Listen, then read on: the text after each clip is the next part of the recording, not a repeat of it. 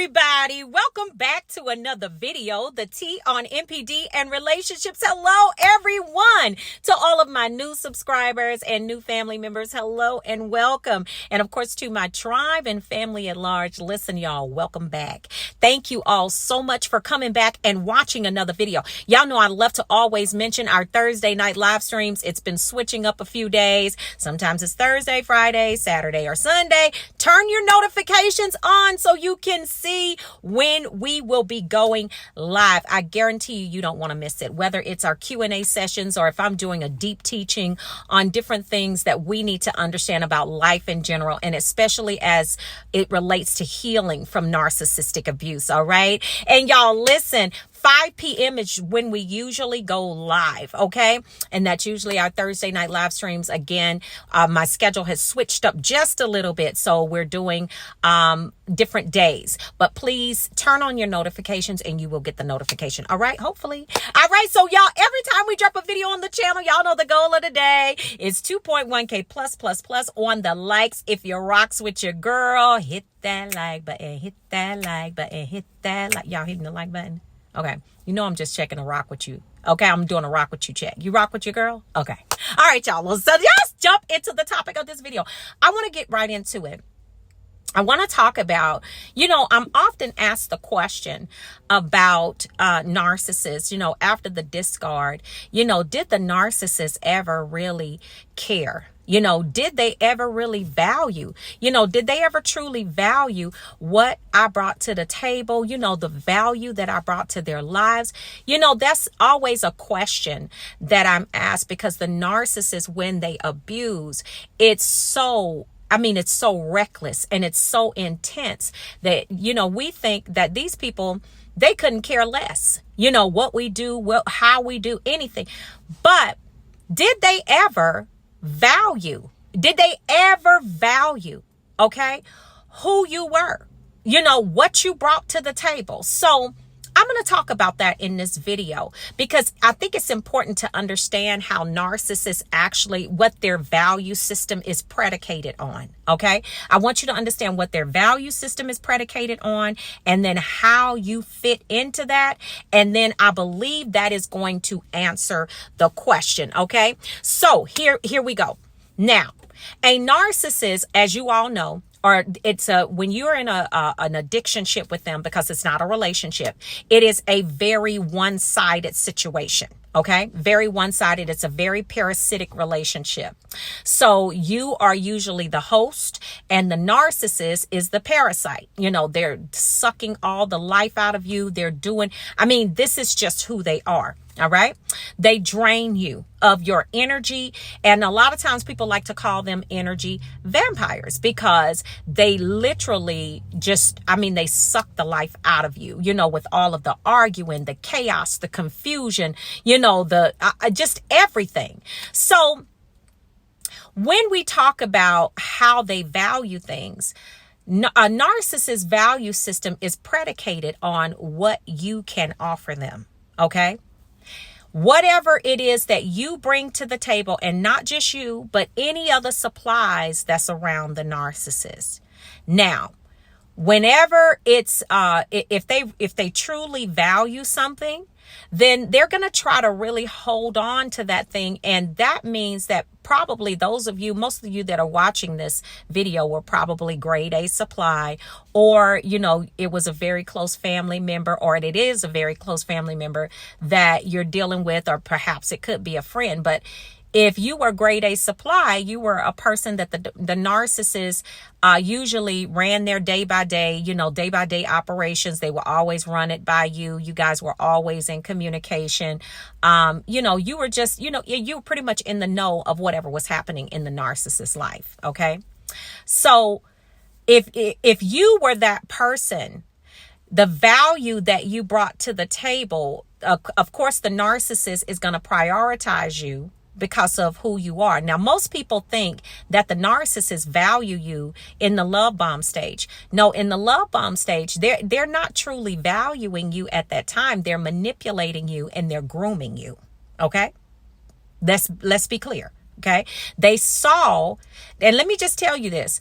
It wasn't the narcissist that really saw you. It was the narcissist that chose you, but it was the entity inside of them that recognized the goodness inside of you, the patience, the mercy that you had inside of you, because the narcissist will study you for a while before they strike, or they make advances towards you, because they want to make sure that if they're going to expend that energy in the love bomb, that you're worth it. Okay, that's what they want to make sure of. So when we talk about the love bomb stage, they're not really valuing you in the love bomb stage. What they're doing is they're manipulating you and they're grooming you for the abuse. Okay, and you're thinking, oh, they think I'm so wonderful because they're writing these soliloquies and they're telling me, oh, they love me. Let me tell you something. This bird don't bit more love you than the man on the moon that didn't know you and anybody else. Okay, it is not that, and this is not that, and that ain't this. Okay, no, they're not loving you. Again, manipulation and grooming. Okay, that's what happens. Now, when we get to the place where you're going to, when the narcissist gets you into the relationship, and then, you guys start going through your different changes, you start going through the, and not just you, but I went through it too. Start going through the devaluation. Devaluation happens in so many ways. Sometimes a narcissist will begin to triangulate you with other people from their past. Sometimes they will actually start to triangulate you with a complete lie. They will do things like they'll switch up, and this is all in a part of seeing how much you're going to take from them. They'll start switching up and switching patterns as they bring other supply in, because they have about a 90-day threshold. Some of them can go a little bit longer, but that boredom starts to kick in for them, and they're going to have to do something. They have to bring someone else in, or some other situation in, to make it more exciting for them, because now I want you to pay attention to something.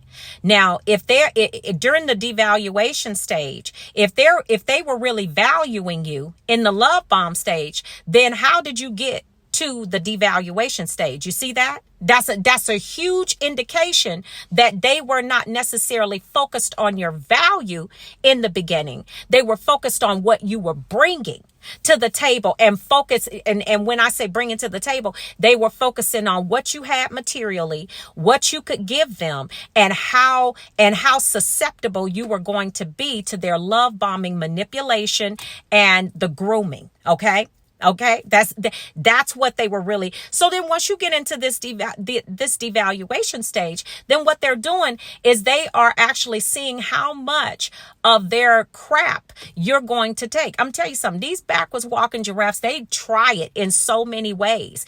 And some of the tactics that they use are so subtle. They're so subtle. Like they'll switch up on you, say, y'all are accustomed to having a couple of date nights a week or whatever. They'll switch it up and take one back. You know what I'm saying? Or they will withhold affection from you. This is all a part of the devaluation. But when you want to know, if you want to know if a narcissist ever valued you, number one, they won't ever value you until you're actually gone. That's number one. That's number one. Number two, they never valued you. They valued your supply. That's it. They never valued you or what you brought to the table until you're gone. And then they don't value you.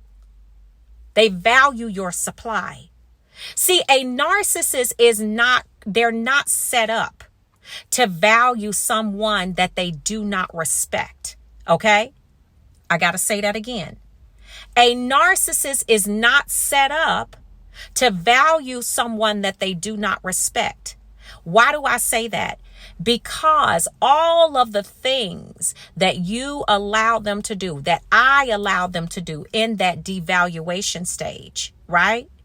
The narcissist could not respect you for staying, because a lot of you were discarded or ghosted in that devaluation stage, and they left you with no closure, and you went back again and again and again, right? And so A narcissist doesn't value what they don't respect. And you have to understand this. How can they value anyone or respect anyone when they don't respect themselves? Right? That's it. That's it. Bottom line. So when I'm asked the question, or when you ask the question, right? Did the narcissist ever value you? Okay? Did they ever value you? Did they ever value what you brought to their lives? The answer is yes, they did. But the other part of that is that they could not value that until it was gone. You know the saying that says, you never miss your water till your well runs dry? That's a narcissist. They always get it after the fact. You know, after you're gone, after you're no longer going to deal with their mess and their crap, that's when a narcissist values what you brought to the table, and they begin to value you. But it's not you, it's the supply and the material things that you brought to the relationship. Okay? This is how they're set up. Unfortunately, because when you're dealing with an insecure, you're dealing with a parasitic individual that does not respect themselves. They don't love themselves. It's hard for a person and almost impossible for another person that does not love and respect themselves. And let's be clear, they don't have that connection with the Most High. I don't care if they are a pastor. I don't care if they're a preacher. I don't care if it's an evangelist, missionary, prophet. I don't care who it is. Okay. Because these birds come in all different shapes, forms, and sizes. Okay. And different walks of life. If they don't have a true relationship with the Most High, there's no way that they can love you, because He is love. And unless they have a genuine relationship with Him, and they love Him, and He teaches them how to love, He pours into them so they can pour, and we can pour into others. All right. So there it is, fam. Listen, I hope this blessed you. I hope happy Resurrection Sunday to those of you that are celebrating Resurrection Sunday. Listen, I want you all to be really good to yourselves. Take really good care of yourselves. All right.